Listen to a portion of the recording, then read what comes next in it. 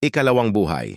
Isang dalaga na may edad 26 ang namatay at umakyat sa langit. Nakausap niya ang Panginoon at sinabihan siya nito na, Celia, di mo pa oras, mahabang panahon pa bago ka mamatay. Meron ka pang 60 taon bago kita kuhanin. Kaya bumaba ka muli sa lupa at namnamin ang iyong buhay.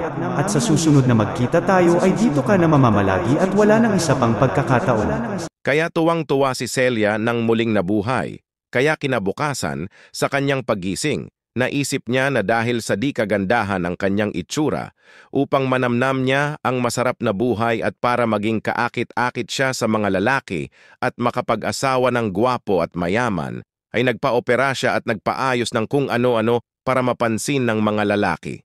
Sa kanyang huling operasyon, sa sobrang tuwa niya sa nakita sa salamin na sexy, malusong ang dibdib at kaakit-akitang itsura, ay bigla siyang inatake sa puso at namatay.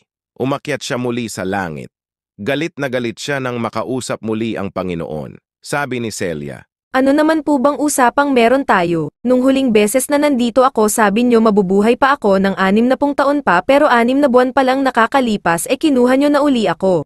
Sumagot ang Panginoon sa kanya na, Ikaw pala yan, Celia. Pasensya ka na at di kita nakilala, nagbago na kasi ang iyong itsura.